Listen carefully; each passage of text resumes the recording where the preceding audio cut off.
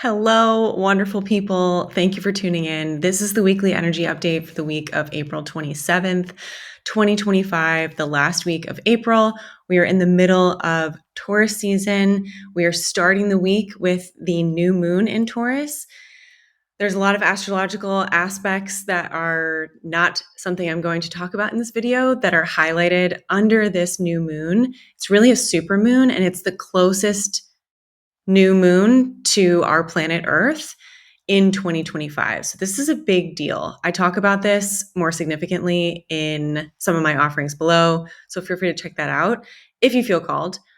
But things that I want to float in for all of you as an awareness perspective, from an intuitive insight perspective, I'm going to popcorn some things over, take what resonates, totally drop what doesn't. It's all good.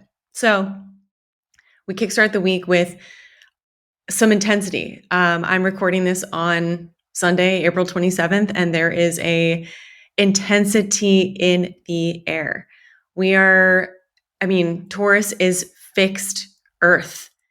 It is such a beautiful sign. And Taurus energy invites us to get extremely present and attuned to meeting ourselves now, to meeting what our heart cares about now, as us today, as this version, meeting this life on earth, this human experience on earth today. This new moon really feels like a huge new beginning for beyond this lunar cycle. For the rest of 2025, propelling things into 2026, 2027. It is a threshold. It is a new era. We are really getting to know. It's interesting. We have the energy from last week with those who celebrate Easter, or just the rebirth energy of spring.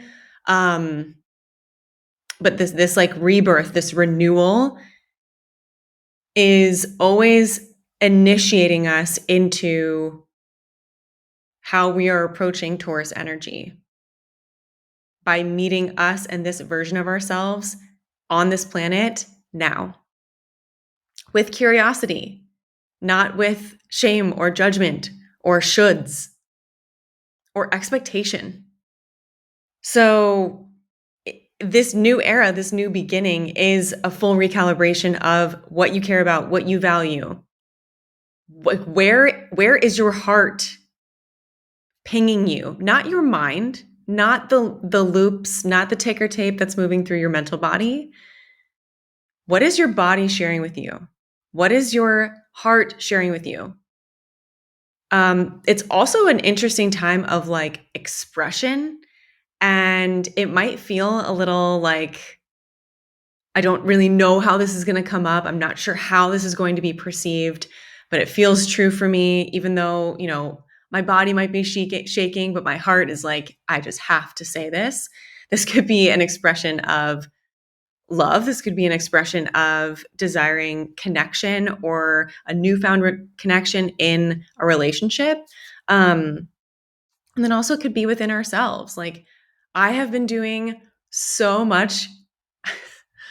Just when you think you've done so much inner child excavation and love, I feel like it's always a process. And I've been doing a lot of that recently. And it has felt so different this go around in the best of ways.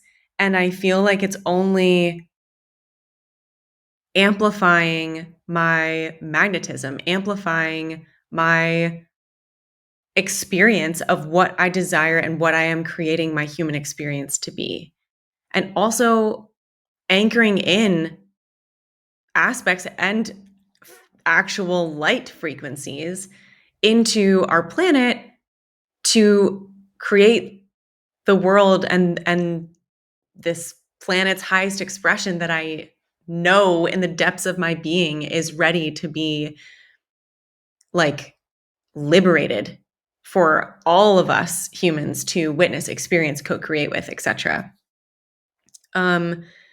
taking a look at your relationship with control is huge right now. We are still in Chinese astrology, we're still in a Yang metal dragon lunar month.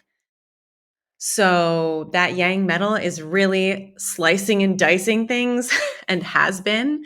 But it's really cutting away the excess, the dross, the like things that are really no longer serving, the things that are no longer aligned with you, no longer like honoring your sovereignty, and no longer honoring where this new era, this new threshold that you're walking through is heading, where that is taking you.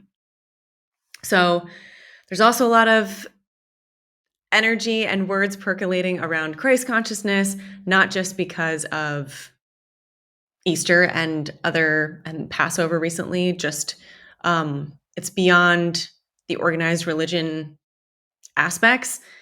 To me, Christ consciousness is the universal sacred heart seeking to express itself in humanity. And that is what I believe is happening right now. This rebirth, this new era, that is this universal sacred heart energy, frequency, expressing itself, attempting to express itself through each and every being on this planet. Humans, plants, animals. Although, yeah, humanity plays a big role in whether or not that is something that our human collective is going to embrace, resist, try to control, try to manipulate, try to distort, etc., etc., etc. So, as always, follow your own intuitive and grounded awareness of what Christ consciousness looks and feels like for you. The dial has been turned up for quite some time around a lot of chitter chatter around what Christ consciousness is. And I think it only amplified with the month of April and everything that has been occurring. So this is your chance to deepen into your unique expression as a fractal of Source, as a fractal of God, as a divine being that only you can express. It's interesting. For some reason, this story is coming up, but long story short, I was in Bali. This was 2 years ago. And I was at this cacao cafe. And I ended up chatting with this guy who was Russian, but he was living in New York and then was traveling to Bali for a hot second. And we had a quick discussion. And I briefly shared what I was doing for work at the time, which was spiritual life coaching. And we had a quick exchange. And his first thing out of his mouth was, oh, like something along the lines, I'm paraphrasing here, something along the lines of, oh, yeah, like there's a bunch of spiritual life coaches and soul purpose coaches out there. What I can't really get down with is when they feel like that we are like a divine being. Like I just can't get down with the fact that they think that they're a divine being. And also what he really was indicating in that sentiment was apparent to me of, wow, like that is the one thing, like it's just fascinating. I'm bringing this up just because we all have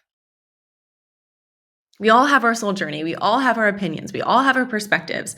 And granted, that was a couple of years ago now. I'm curious what his opinions are now of just anyone feeling like that their truth is that they are divinity incarnate and they're able to see that every other being and thing and aspect of this human experience, this planet, all the other planets in the vast multiverses is the divine expressing itself. This is what I believe. And I think we are starting as a collective to realize that divinity lives in each and every being.